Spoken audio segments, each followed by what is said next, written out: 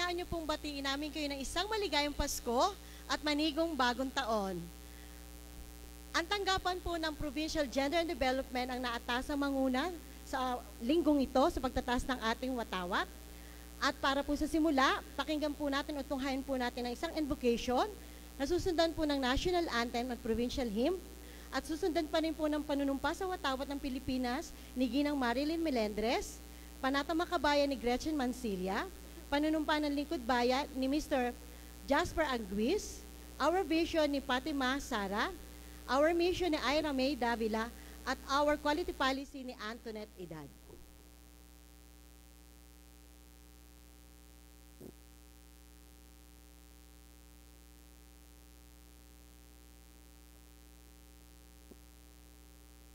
Equality.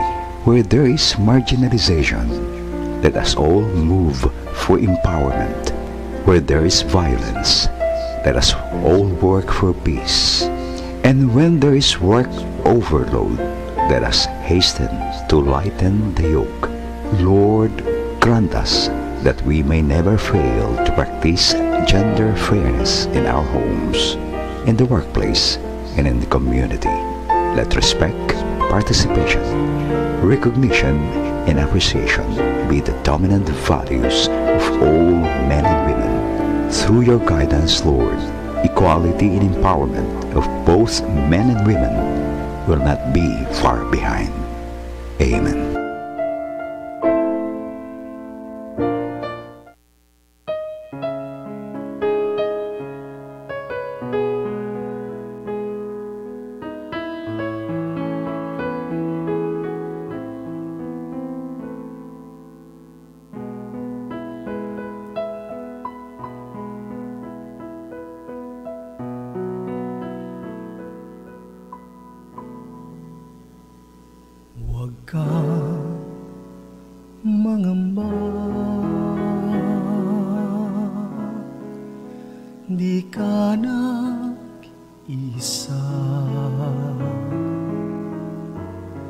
Sasamahan kita saan man magpunta.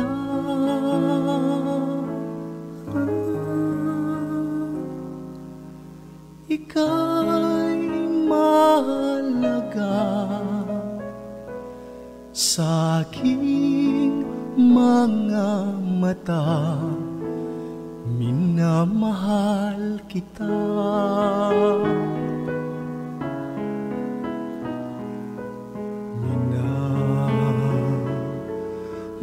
Minamahal kita.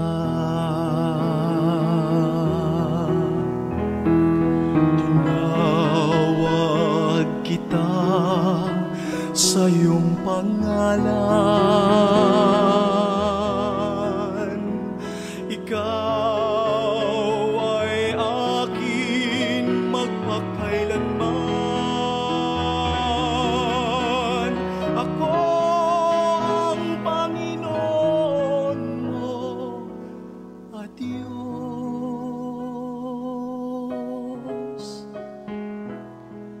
Tagapagligtas mo at tagatubos, huwag kang mangamba. Di ka nag-isa, sasamahan kita saan man magpunta.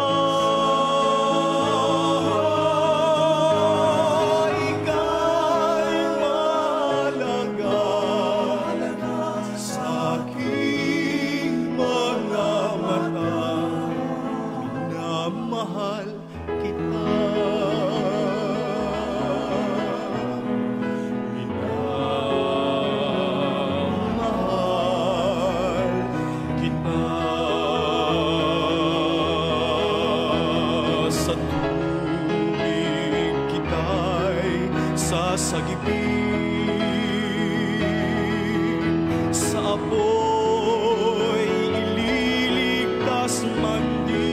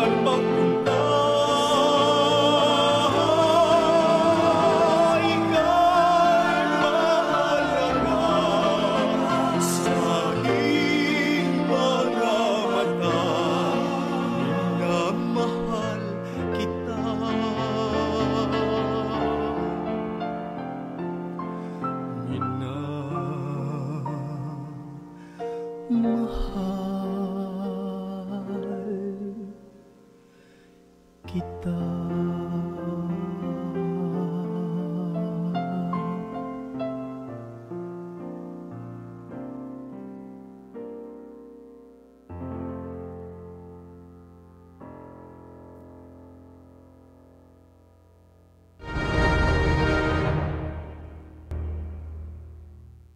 Mga kalalawigan, ang pambansang awit ng Pilipinas.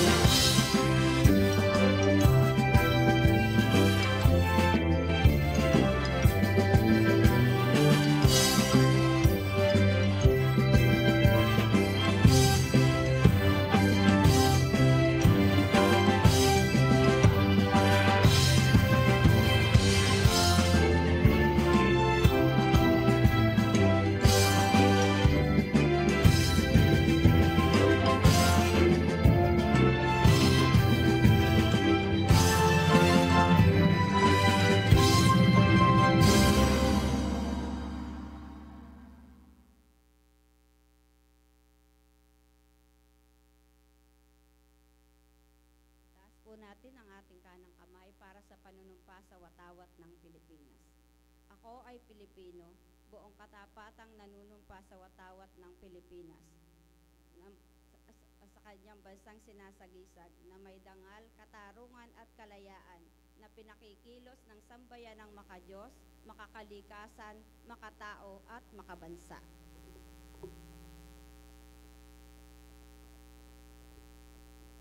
Panatilihin po nating nakataas ang ating kanang kamay. Panatang makabayan, iniibig ko ang Pilipinas, aking lupang sinilangan, tahanan ng aking lahi. Kinukupkup ako at tinutulungan, maging malakas, masipag at marangal. Dahil mahal ko ang Pilipinas, diringgin ko ang payo ng aking magulang. Susundin ko ang tuntunin ng aking tanggapan. Tutuparin ko ang mga tungkulin ng isang mamamayang makabayan, naglilingkod, nag-aaral at nagdarasal ng buong katapatan. Iaalay ko ang aking buhay, pangarap, pagsisikap sa bansang Pilipinas.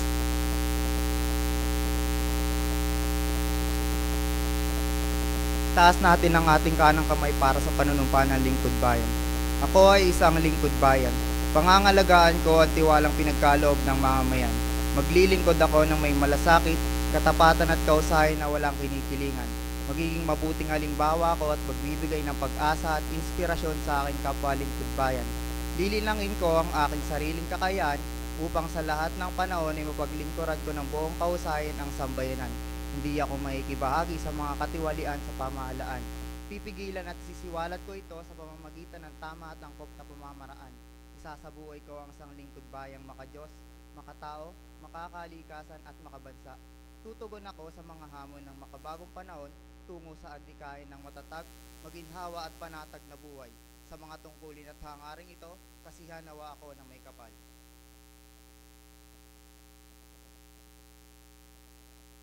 Quezon Province Vision.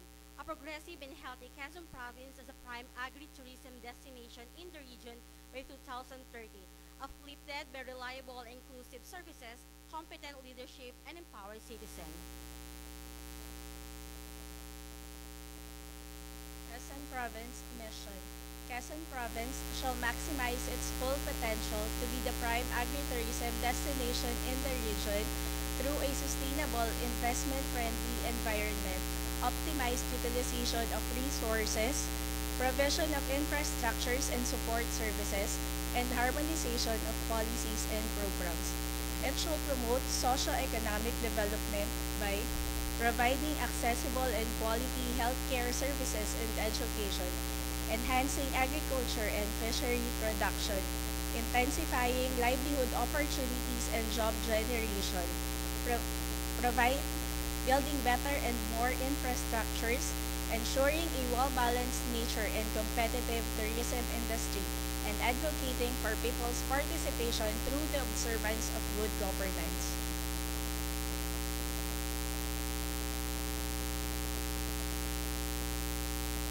Our quality policy. We, the civil servants of the provincial government of Quezon, guided by integrity, service excellence, and a good governance, are committed to delivering high-quality public service with transparency, accountability, aiming for a gender-responsive, progressive, and healthy province that meets global standards. To uphold this, we shall empower our workforce and leaders with opportunities for professional growth and development, and provision for an optimal working environment that fosters a culture of excellence and dedicated service. Deliver effective, efficient, accessible, and inclusive services through innovative intervention and continuous advancement. Foster constructive engagement between citizens and stakeholders through transparent communication and active participation, and promote sustainable development that ensures economic prosperity, social equity, and environmental well-being of Quezonians.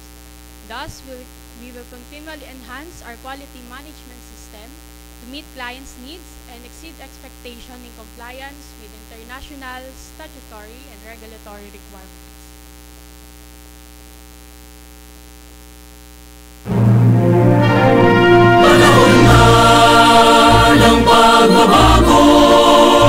Dahil sa ito ay kinakailangan tayo na magtulong-tulong na paunlarin ang mahal nating bayan. Gawin ang pagbabago sa pag-asenso, magsikap na mabuti at ang guminhawa tayo. Ipagmalaki natin sa mundo at ipamalas ang bagong Pilipino at bagong Pilipinas.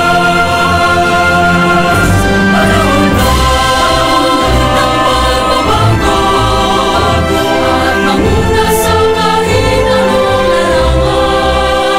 larangan. Ito ay karangalan, iyan ay mo'y handog natin sa ngayon. Ipagmalaki natin sa mundo at ipamalas ang bagong Pilipino at bagong Pilipinas.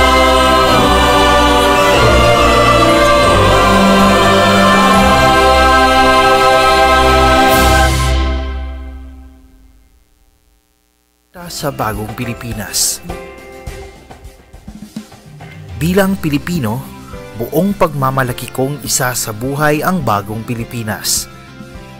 Buhay sa aking dugo ang lahing dakila, magiting at may dangal.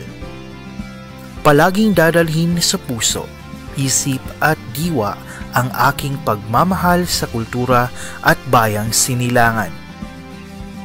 Kaisa ng bawat mamamayan, iaalay ko ang aking talino at kasanayan sa pagpapaunlad ng aking bayan.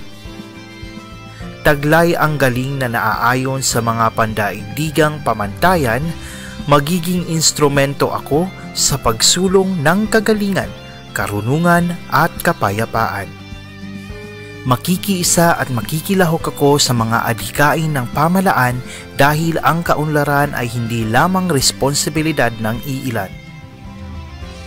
Isusulong at pangangalagaan ko ang karangalan, kalayaan at interes ng aking bayang minamahal.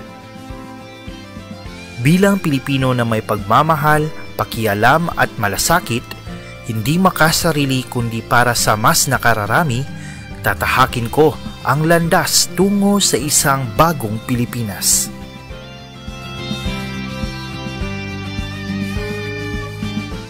At para naman po sa pag-uulat ng aming tanggapan, tinatawagan po namin ang aming Assistant Department Sedpi Cortado.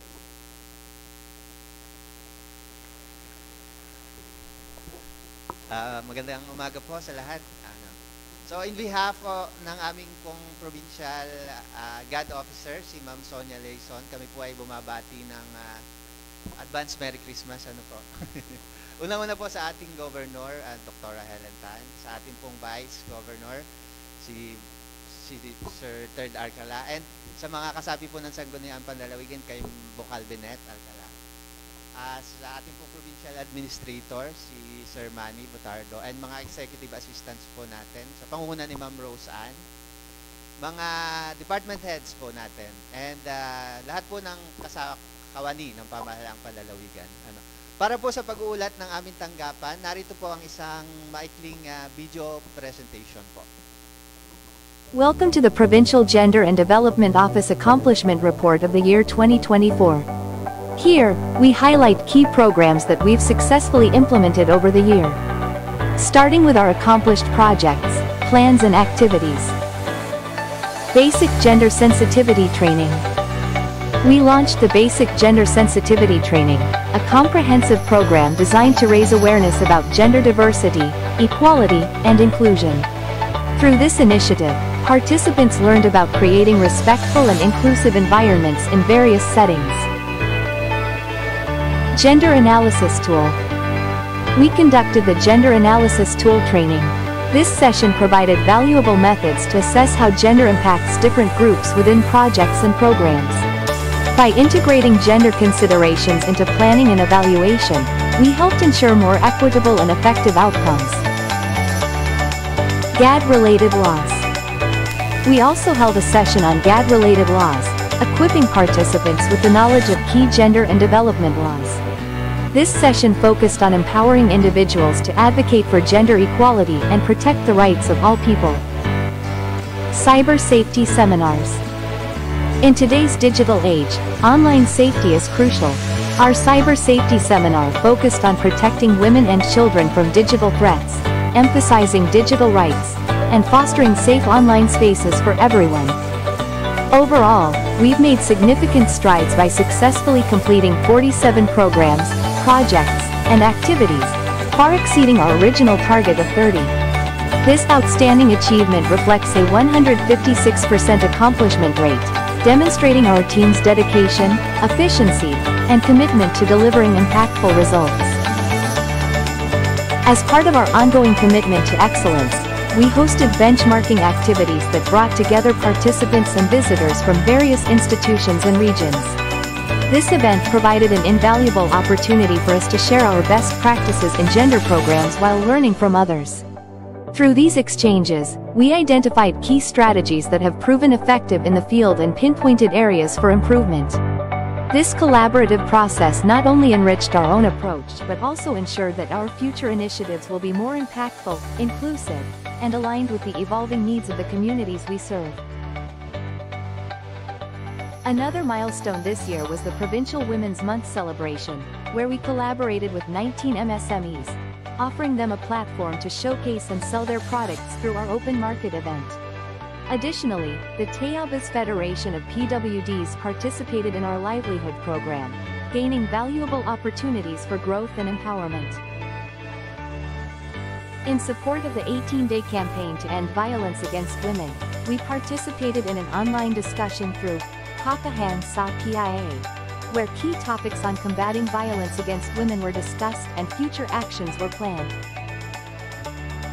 We recently held our Provincial Men's Day celebration in Quezon, with 2,500 participants from various LGUs. The event focused on fighting violence against women through informative discussions and engaging activities, including pageants for Ms. Va Desk Officer and Mr. Move Officer, as well as a TikTok dance competition.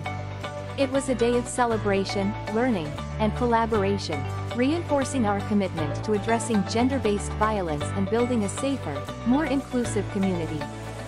Additionally, we successfully endorsed the Provincial GAD Plan and Budget for calendar year 2025, which was issued a Certificate of Review and Endorsement by DILG-4A.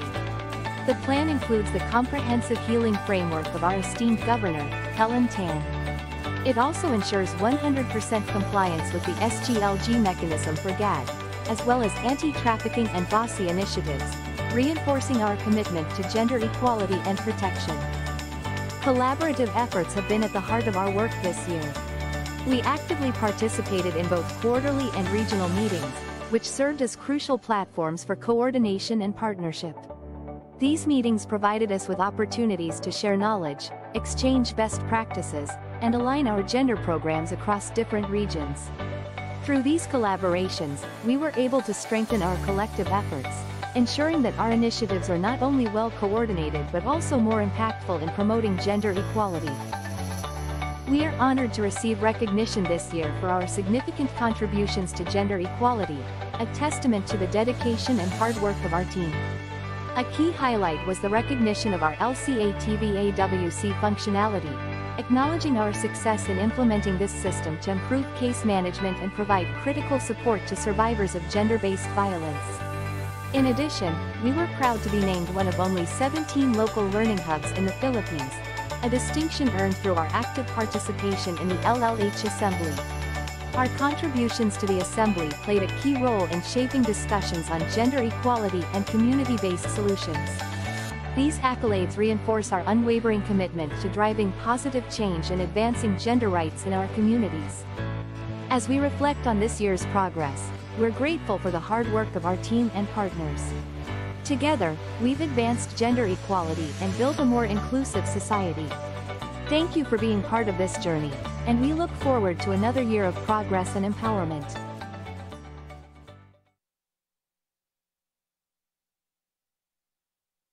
Po tayo bigyan ng inspirational message. Nagagampanan po dahil wala po ang ating ina na nalawigan. Tinatawagan po natin ang ating very supportive na Provincial Administrator, Manuel Botaldo.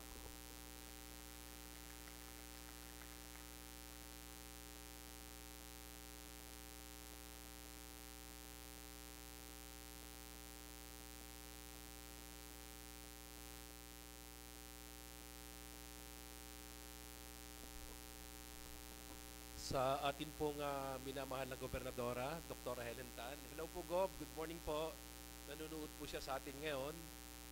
Si Gob po ay hindi natin nakapili ngayon dahil siya po ay nasa event ng DSWD sa Manila. Kasama po si Ma'am Sonia. Wala sa Ma'am Sonia. At ang ating pong pamahalang panlalawigan ay naging benepisaryo ng Meals Ready to Eat, Lawa, and Binhi program ng DSWD. Ano po? Yan po ay nagkaroon ng katuparan sa napakasipag na pagpupunyagi ng ating minamahal na gobernadora at syempre ng ating masipag na PDREAM officer, si Dr. Mel.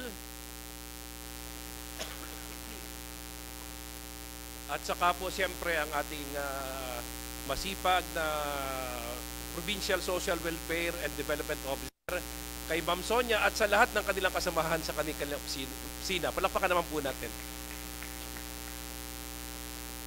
Pagbati din po sa ating minamahal na Vice Gobernador at sa lahat ng kanyang kasamahan sa ating kagalang-galang na Sangguniang Panlalawigan. Kapiling po natin dito ang ating ever-present na senior board member. Plakpakan po natin, BM Benet. Pagbati po sa lahat po ng ating mga EAs at sa lahat po ng ating mga head of offices. At syempre sa lahat ng ating kamanggagawa sa ating pamahalang palalawigan. Na po, special na pagbati po sa nangasiwa ng ating pong flag ceremony ngayon pong umaga. Palakpakan po natin ang PIGAD sa pangunguna po ni Ma'am Sonia at ng kanyang assistant kay Sir Jeffrey Potestades. Ano po? Yan. Palakpakan naman po natin sila.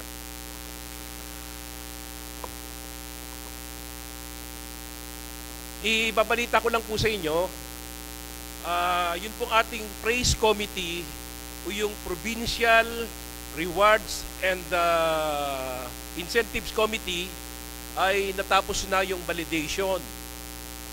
Kung natatandaan po ninyo, humingi kami ng mga nominees para sa mga tatanggap ng award. Ano po, yung mga exceptional po nating mga empleyado.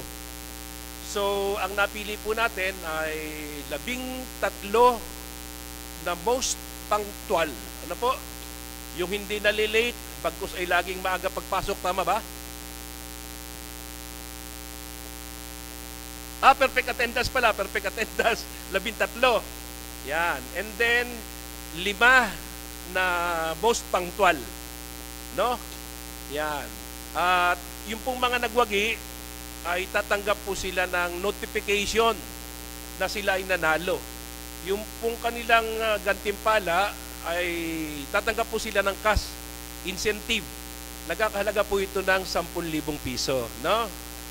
Yan. Kaya congratulations po dun sa mga nagwagi. Ano po? Dun sa mga napili. Yan. Tingnan po ninyo yung ganda ng ating sistema, no? Yun pong mga laging late ay tumatanggap ng sulat para mag-explain. At para pag laging late, sobrang dami ng late, ay magkakaroon ng disciplinary action pag hindi nagkaroon ng matibay na pagpapaliwanag. Pero, yun namang magaganda ang attendance, binibigyan naman po natin ng gantimpala. Di ba? Yan. Pero ang gusto po ni Gob, bukod doon sa most punctual at perfect attendance, next year ay dadagdagan po natin ang mga criteria. No? This is to further promote culture of excellence sa ating pong provincial government. No po? Yan. Tungkol doon sa mga additional na awards, ay di magmi-meeting na lang po uli ang praise committee. Pero yun na po ang instruction ni Gob, dagdagan pa ng mga tatanggap ng awards. Palakpakan naman po natin si Gob, no? And then, gentle reminder po dun sa ating mga head of offices, sa ating mga focal persons, at saka sa mga admin officers ng bawat tanggapan, yung pong report noong November 27 ay nakita ko na yung pong SGLG fund utilization po natin is further improving, but kailangan pa pong magsumikap pa tayo para higit pong pataas pa natin itong ating fund utilization para naman next year, yung year 2024, this year, ay kagaya ng 2023, ay mag-qualify ulit tayo sa SGLG Award. No po? So yun, naasahan po namin ng pagkilos sa pangunguna po ng ating mga head offices. So, yun lang po muna at gaya po ng bilin ng ating minamahal na gobernadora, service with a smile po tayo. Simulan po natin ngayong Lunes and then hanggang Biyernes. Muli po, magandang umaga at maraming salamat po sa inyo lahat.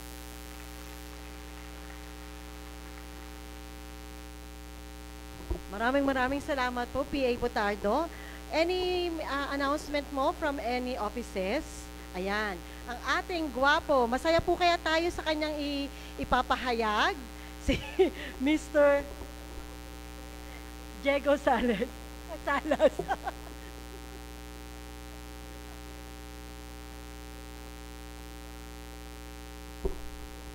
Okay, Merry Christmas. Nakangiti ba kayo? Dadagdagan ko yung bili ni Gob. Gob, magandang umaga po.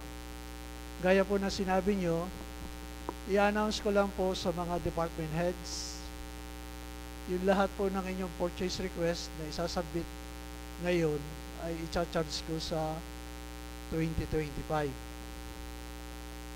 Yung pong inyong mga program, projects and activities na hindi nyo ginamit, sabi ni Gob, ay gamitin ko sa supplemental budget, katulungan Local Finance Committee.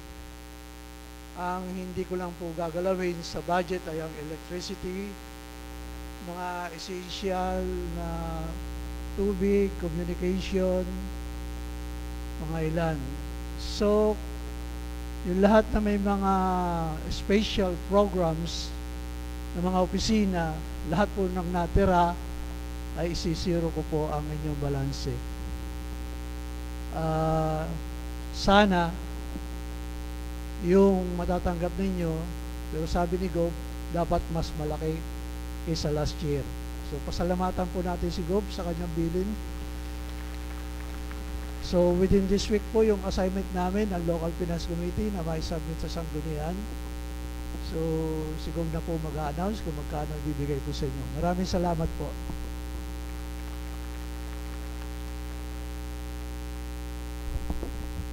Any announcement pa po from any offices?